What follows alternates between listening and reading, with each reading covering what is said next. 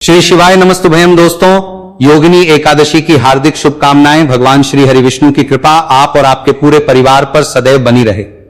भक्तों, आज की यह योगिनी एकादशी कोई साधारण तिथि नहीं है। शास्त्रों में इसका इतना बड़ा महत्व बताया गया है कि जो व्यक्ति इस दिन सच्चे मन से भगवान श्री हरि का स्मरण करता है, उसके जीवन में शुभता और सकारात्मकता का संचार होने लगता है। लेकिन भक्तों, क्या आप जानते हैं कि आखिर इस एकादशी का नाम योगिनी एकादशी क्यों रखा गया और ऐसा क्या विशेष है इस तिथि में कि दृश्य मुनि भी इसके आगमन की प्रतीक्षा करते थे? इसी रहस्य को आज हम इस वीडियो में जानेंगे, इसलिए वीडियो को अंत तक अवश्य देखिए। भक्तों, हमारे सनातन धर्म में वर्ष भर 24 एकादशियां आती हैं, लेकिन प्रत्येक एकादशी का अपना अलग महत्व होता है। उन्हीं में से एक है योगिनी एकादशी, जिसे भगवान श्री हरि विष्णु की विशेष कृपा प्राप्त करने वाली पवित्र तिथि माना गया है। कहा जाता है कि यह एकादशी हमें केवल व्रत रखने की ही प्रेरणा नहीं देती, बल्कि अपने जीवन को धर्म, भक्ति और सदाचार के मार्ग पर चलाने का संदेश भी देती है। यही कारण है कि इस दिन भगवान विष्णु की पूजा, भजन और नाम स्मरण का विशेष महत्व बताया गया है। भक्तों, एक बात हमेशा याद रखिए, भगवान को केवल बाहरी दिखावा नहीं, बल्कि सच्ची श्रद्धा और निर्मल हृदय सबसे अधिक प्रिय होता है। इसलिए योगिनी एकादशी हमें अपने मन को पवित्र करने, भगवान के प्रति विश्वास बढ़ाने और अच्छे कर्म करने की प्रेरणा देती है। यही कारण है कि संत महात्मा कहते हैं कि जो व्यक्ति इस पावन तिथि का सम्मान करता है और भगवान श्री हरि की भक्ति में अपना समय लगाता है, उसके जीवन में धीरे धीरे सुख, शांति और आध्यात्मिक आनंद का अनुभव होने लगता है। प्रिय भक्तों, आज की इस वीडियो में हम विशेष रूप से बात करेंगे आने वाली एकादशी के विषय में। इसके बारे में जानना आवश्यक है और यह वीडियो आपके लिए बहुत महत्वपूर्ण है। यदि आप एकादशी का व्रत रखते हैं, कारण क्या है कि आने वाली एकादशी का क्षय हो गया है और आप जानते हैं कि एकादशी का व्रत यदि अनुचित दिन पर किया जाए तो किस तरह घोर पाप का कारण बनता है। इसके विषय में पहले भी मैं विस्तार से पुराणों से जानकारी दे चुका हूं। 12 पुराणों से मैंने रिसर्च निकाला था कि बताया था कि कौन सी एकादशी किस दिन करनी चाहिए। दशमी विधा, द्वादशी विद्या के विषय में बताया था और यही गलती इस बार आने वाली एकादशी पर की जा रही है। कारण क्या है? कारण यह है कि यह एकादशी किसी भी दिन सूर्य के मुख से नहीं मिल रही। अब सूर्य के मुख से नहीं मिल रही तो लोगों का सोचना होता है जिस दिन ज्यादा देर है उसी दिन कर लो। अरे नियम तो देखोगे, नियम तो देखोगे, पुराण क्या कहते हैं, शास्त्र क्या कहते हैं, निर्धारण कैसे होना चाहिए। अगर सूर्य के मुख से न मिले एकादशी तो उसमें निर्धारण कैसे होना चाहिए। ये केवल ऐसे क्या सूर्य के मुख से किसी भी दिन है नहीं, इस दिन ज्यादा देर है, चलो इस दिन व्रत कर लो, ये क्या तरीका हुआ? कम से कम उनको निर्णय तो करने दो जिन्होंने पुराण पढ़े। कम से कम आपके पास अगर कोई ऐसे विद्वान नहीं बैठा रखे हैं अपने संस्थानों में, तो आप किसी ब्राह्मण से पूछें। ऐसा थोड़ी कि कुछ भी छाप दे और जनता को भ्रमित कर दे, पाप में डाल दे। खैर, वो मेरा विषय नहीं है। मेरा केवल और केवल अपनी जो मेरी ऑडियंस है, जो मेरे दर्शक हैं, जो मुझ पर विश्वास करते हैं और मेरा ज्ञान की बातें चैनल देखते हैं, मैं यही कहूंगा कि वीडियो को अंत तक देखें। कहीं इधर उधर देखने की आवश्यकता नहीं है। आप जानते हैं कि पुराणों के आधार पर मैं जानकारी प्रस्तुत करता हूं। आपके लिए जो पुराणों में नियम बताए गए हैं उसके अनुसार निर्धारण करके देता हूं और उसी के नियम के अनुसार पुराणों के नियमों को लगाकर आपके सामने निर्धारण करके दूंगा। और आप जानते हैं मैं केवल पुराण के नियम आपके सामने रखता हूं। निश्चय आपका होता है कि आपको क्या मानना है, क्या नहीं मानना है, निर्णय आपका होता है। तो आइए जानकारी प्रस्तुत करते हैं कि आने वाली जो एकादशी है, जिसे योगिनी एकादशी कहते हैं, इसका व्रत कैसे करना है, व्रत की विधि क्या है, नियम क्या है और इसका व्रत करना कैसे और कब चाहिए। इसकी डेट का निर्धारण, तारीख का निर्धारण करना बहुत बड़ा विषय है। इसको हम विस्तार से समझेंगे। आपसे है कि वीडियो थोड़ा सा भी उपयोगी लगे तो एक बार लाइक अवश्य कीजिएगा और जितना हो सके शेयर कीजिएगा, क्योंकि इसको अधिक से अधिक लोगों तक पहुंचाना आपका दायित्व है। मैं नहीं पहुंचा सकता। आप दर्शकों के पास वो क्षमता है, लेकिन कि आपने भी अगर 10 लोगों को इसे भेजा तो आप अधिक से अधिक लोगों तक इस जानकारी को पहुंचा पाएंगे और लोगों को पाप से बचा पाएंगे। आइए जानकारी आरंभ करते हैं। बात करते हैं आने वाली एकादशी की। कमेंट बॉक्स में अवश्य लिखिएगा जय श्री हरि या ओम नमो भगवते वासुदेव। हे प्रिय भक्तों, आने वाली जो एकादशी है आषाढ़ मास के कृष्ण पक्ष की एकादशी है। इसको योगिनी एकादशी कहते हैं। योगिनी एकादशी के विषय में भगवान श्री कृष्ण कहते हैं कि हे युधिष्ठिर, यह मनुष्य के बड़े बड़े पातकों का नाश कर देती है, बड़ी बड़ी बीमारियों का नाश कर देती है। इसमें भगवान श्री कृष्ण एक वृतांत सुनाते हैं। वर्णन आता है कि किस प्रकार से अलकापुरी के जो राजा हैं कुबेर, उनके वहां एक था, वो प्रतिदिन भगवान की पूजा के लिए पुष्प लेकर आया करता था।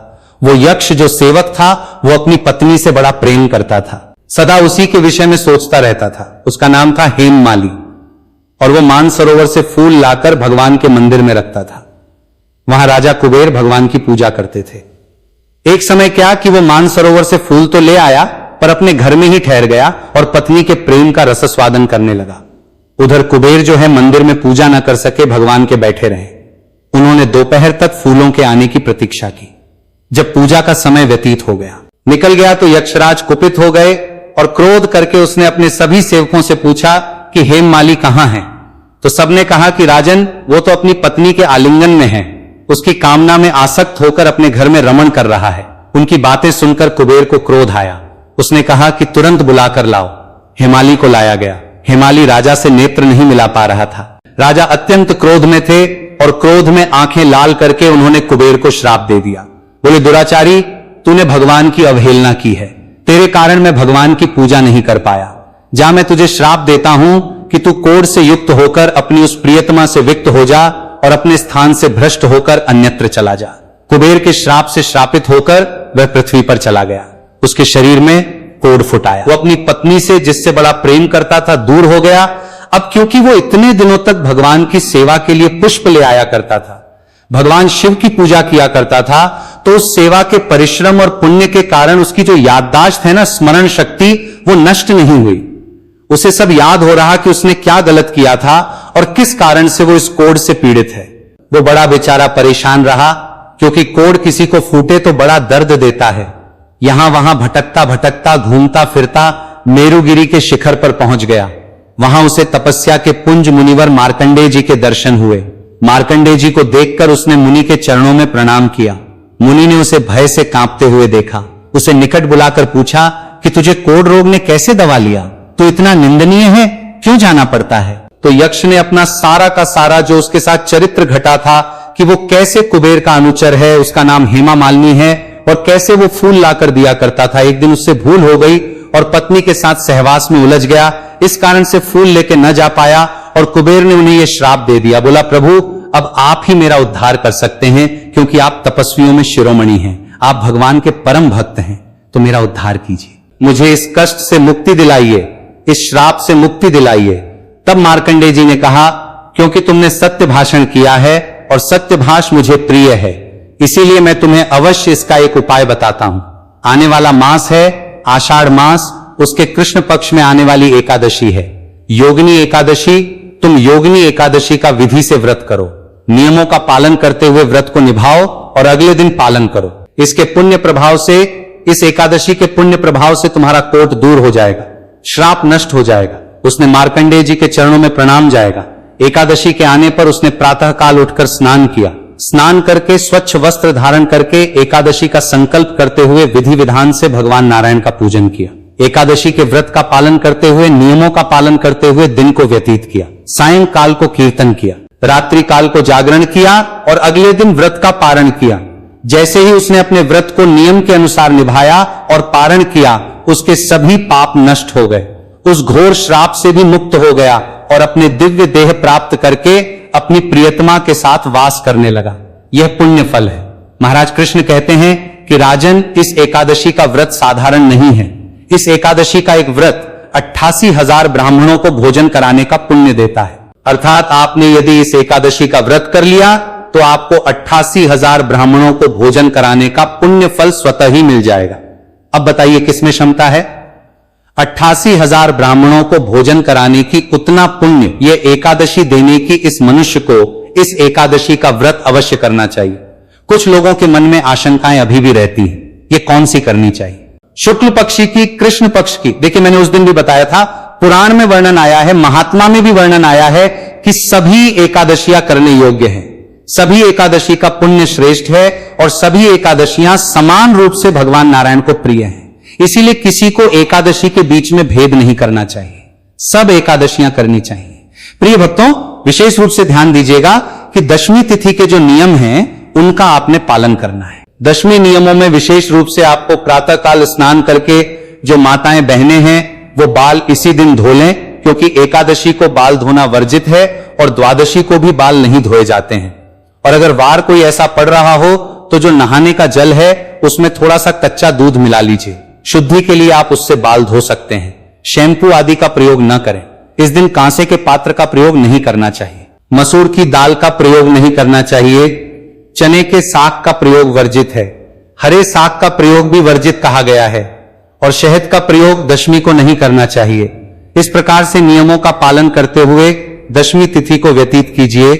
एकादशी के दिन सुबह उठ जाइए, सूर्योदय से पहले स्नान कीजिए। प्रातः काल का स्नान गंगा जल युक्त जल से करें, परम कल्याणकारी है। स्नान आदि करके स्वच्छ वस्त्र धारण करके मां तुलसी को जल दें और भगवान भास्कर को जल दीजिए। पीपल देवता को जल दीजिए। जो आपके पास सुविधा है उन सब में जल दीजिए। रविवार का दिन हो तो तुलसी को और पीपल को जल नहीं देना चाहिए। फिर भगवान नारायण की पूजा करनी चाहिए।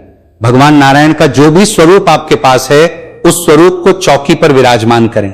विराजमान करके उनके सामने धूप दीप लगाएं। फिर संकल्प करें। संकल्प करके भगवान का से पंचोपचार से पूजन करें। पूजन करने के बाद कथा श्रवण करें। विष्णु शास्त्र नाम का श्रवण करें और आरती करें। इसके बाद नियम अनुसार दिन को व्यतीत करें। असत्य भाषण नहीं करना, किसी के प्रति अनुचित व्यवहार नहीं करना, क्रोध नहीं करना। शांत चित्त रहते दिन को व्यतीत कीजिए। सायंकाल को कीर्तन करना और रात्रि काल को जागरण करना। इस प्रकार से आपने समय को और दिन को व्यतीत करना है और अगले दिन व्रत का पारण करना है। पारण के दिन भी आपको भगवान नारायण की पारण पूजा करनी है। चौकी का विसर्जन करना है। ब्राह्मण को दान दक्षिणा आदि देकर फिर व्रत को खोलना है। इस प्रकार से आपको यह व्रत करना है।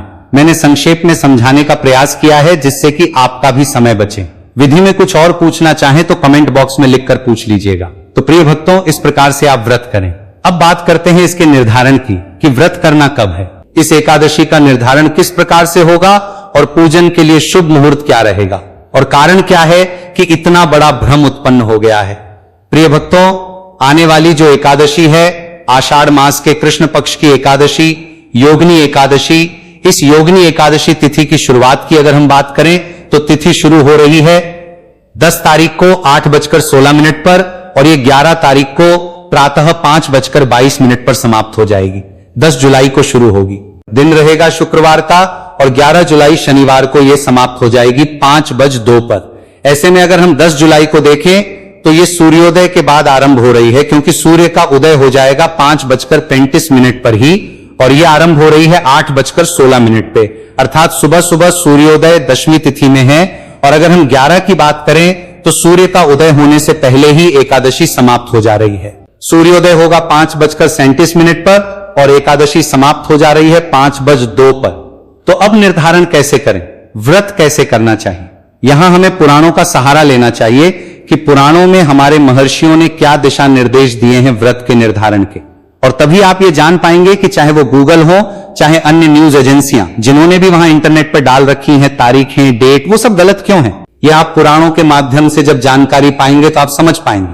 प्रिय भक्तों, मैं बात करता हूं पद्म पुराण की, मैं बात करता हूं वायु पुराण की, मैं बात करता हूं भविष्य पुराण की और मैं बात करता हूं नारद पुराण की और साथ ही मैं बात करता हूं गौरी शंकर संवाद की।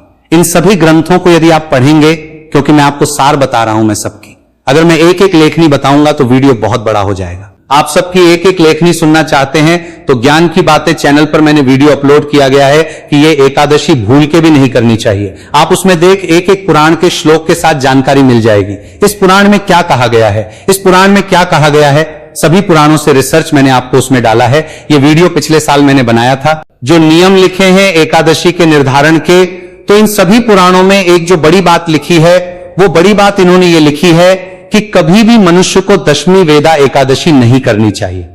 दशमी वेदा एकादशी मनुष्य को सर्वथा त्याज कही गई है, कभी नहीं करनी। विद्या क्या होती है? देखिए एकादशी का वेदन कैसे हो रहा है, किस तिथि के द्वारा हो रहा है। मान लीजिए सूर्योदय के समय दशमी तिथि है और बाद में एकादशी आ रही है, तो ये हो गई दशमी विधा एकादशी, और दूसरी होती है द्वादशी विधा एकादशी, कि सुबह सुबह सूर्योदय के समय एकादशी है और बाद में द्वादशी आ रही है। तो द्वादशी विधा एकादशी तो पुराण कहते हैं कि मनुष्य को द्वादशी विधा एकादशी ही सर्वथा करनी चाहिए। अगर हम इस एकादशी के साथ देखें तो यहां पर तो सूर्योदय से पहले ही समाप्त हो जा रही है, दूसरे दिन तो इसे हम द्वादशी विधा नहीं कह सकते, क्योंकि सूर्य का उदय ही द्वादशी में हो रहा है। तो हमें द्वादशी विधा तो मिल ही नहीं रही, दशमी विधा मिल रही है, लेकिन दशमी विधा को सर्वथा त्याग कहा गया है। त्याग समझ रहे हैं आप? भगवान शंकर माता पार्वती को बताते हुए कहते हैं कि देवी पार्वती, जो मनुष्य दशमी विधा एकादशी करते वो अपने लिए नरक की कामना करते हैं, यह माना जाना चाहिए। सोचिए इससे बड़ी बात क्या कहेंगे। दशमी विधा एकादशी करने का अभिप्राय है कि आप अपने लिए भगवान से नरक मांग रहे हैं, इसीलिए आपको 10 तारीख को भूल के भी एकादशी नहीं करनी चाहिए, और यही गलती कर रखी है। आप उठा के देख लीजिए, गूगल से लेके सभी जगह सब बता रहे हैं 10 तारीख को करिए एकादशी, 10 तारीख को एकादशी, 10 तारीख को एकादशी। अरे क्यों पाप में झोंक रहे हो जनता को? पुराण तो पढ़ लीजिए। थोड़े से हमारे ऋषि मुनियों ने इतने बड़े बड़े पुराण लिखे हैं, पर एकाध पुराण में नहीं, 6 पुराणों में जानकारी। दशमी विधा एकादशी सर्वथा त्याज्य है, सर्वथा त्याज है, त्याज है, त्याज है। फिर व्रत कब करें? अगर ऐसी स्थिति प्राप्त होती है जब आपको सूर्य के मुख से एकादशी प्राप्त नहीं हो रही है, तो द्वादशी के दिन एकादशी का व्रत करना सर्वथा उचित है और सर्वथा पुण्यकारी है। यह हमारे वासी मुनि कहते हैं, यह हमारे पुराण कहते हैं। इसीलिए आने वाली एकादशी का व्रत आपको 11 तारीख दिन शनिवार को करना चाहिए।